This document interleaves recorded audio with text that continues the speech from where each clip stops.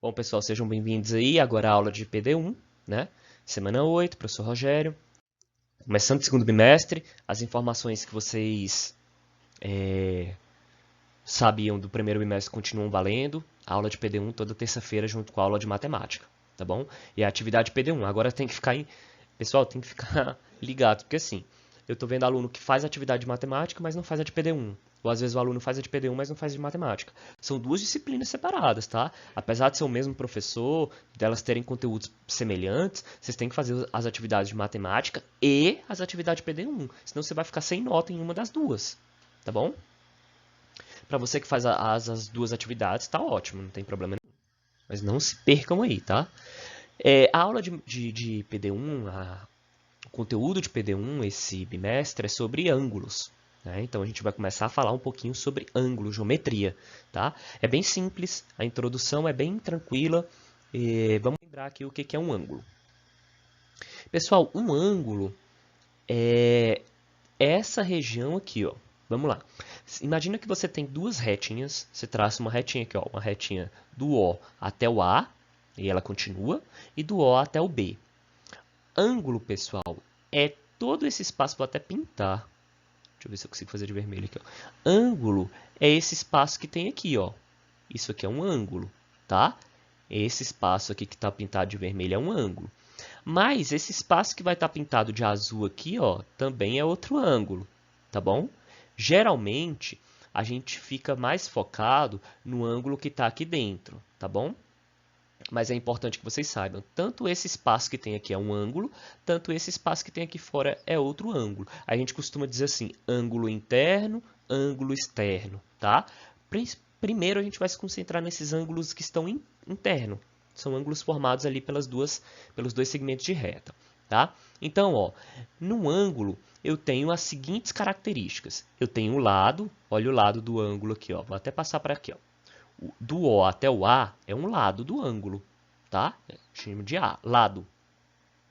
Do O até o B é o outro lado do ângulo, tá bom? Então o ângulo ele vai precisar dessas duas semirretas aí para poder formar, né? Para poder abrir e a gente ver o ângulo, tá? Então o A do O até o A é um lado, do O até o B é outro lado. Olha como é que eu escrevo aqui, ó. OA. OA é um lado. OB. OB é outro lado. Lembrando sempre de colocar a retinha em cima, para dizer que é uma semi-reta, tá? Para dizer que é uma semi-retinha que está construindo aqui. E o O, pessoal, é chamado de vértice. É o encontro das duas retas, tá? Esses nomes são importantes, ó. OA é o lado, OB é o outro lado, e o encontro das retas é chamado de vértice, ok? Tá, ok. Professor, mas como é que eu escrevo o ângulo? Eu vou ter que escrever tal, esse é o ângulo A, esse é o ângulo B? Não. Existe um modo de escrever, ó. A gente escreve assim, ó. A, O, B. E aí eu coloco esse chapéuzinho aqui, ó.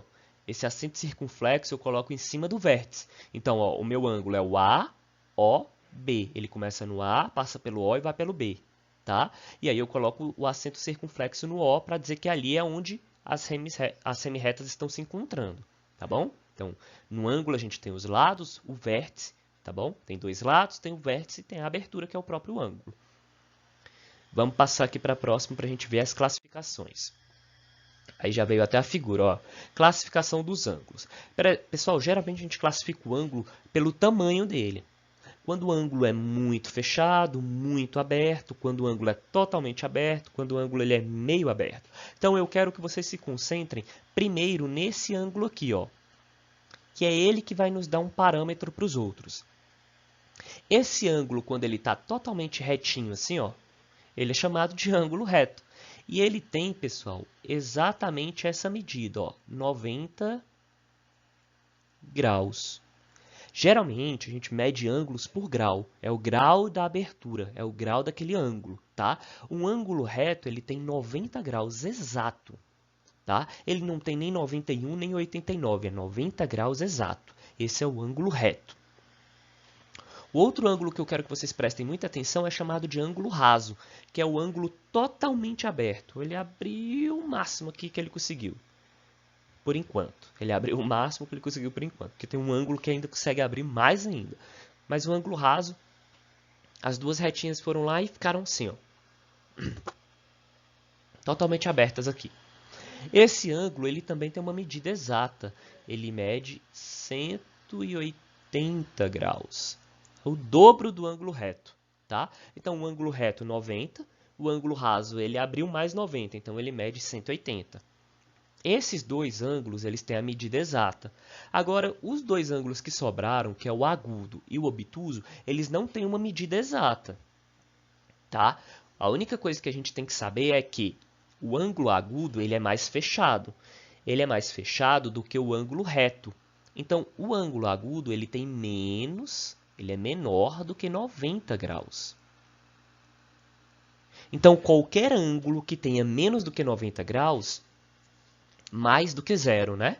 Mais do que zero e menor do que 90, ele é um ângulo agudo. Vamos lá.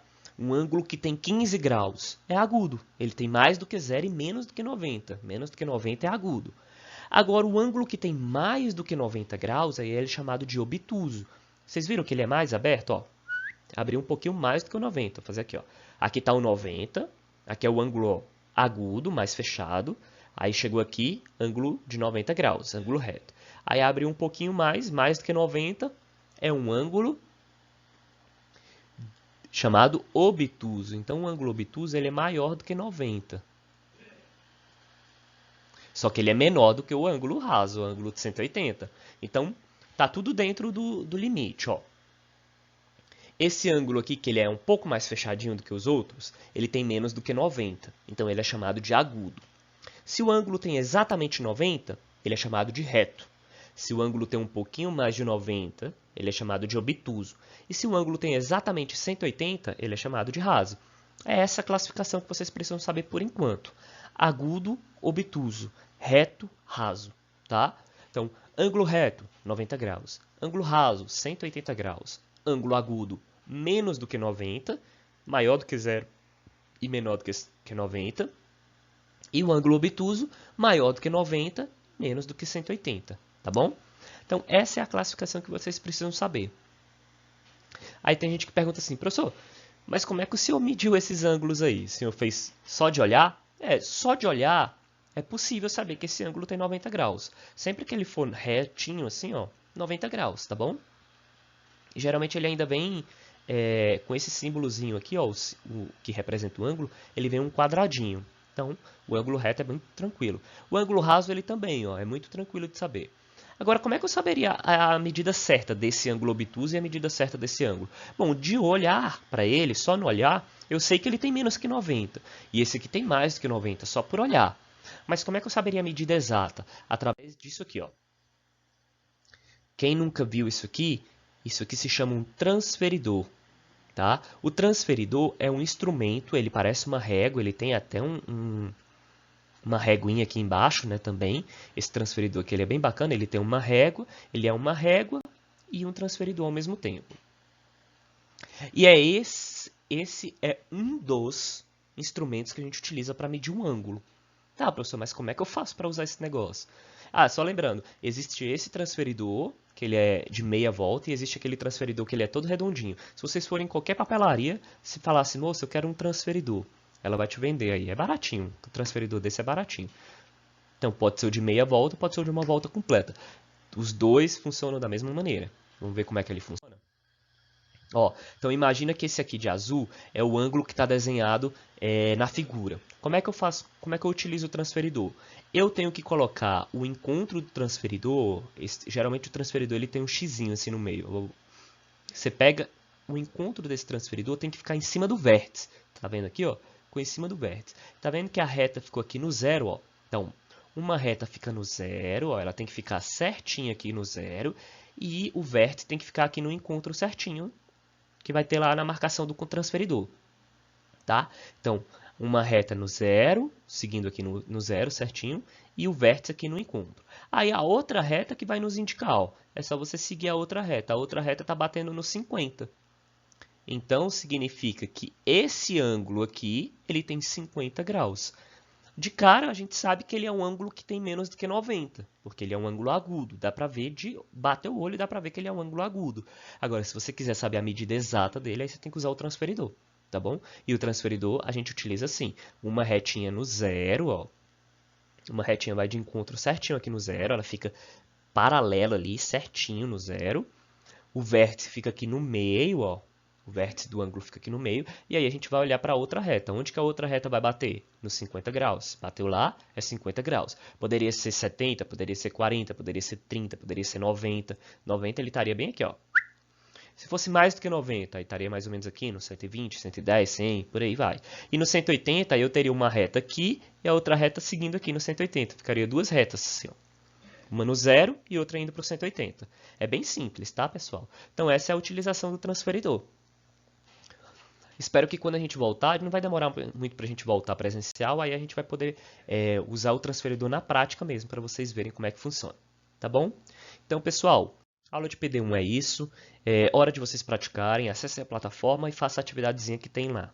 Não é uma atividade difícil, tá? E você não vai precisar do transferidor por enquanto, tá bom? Então, qualquer dúvida é só me procurar. Tchau, tchau e até mais.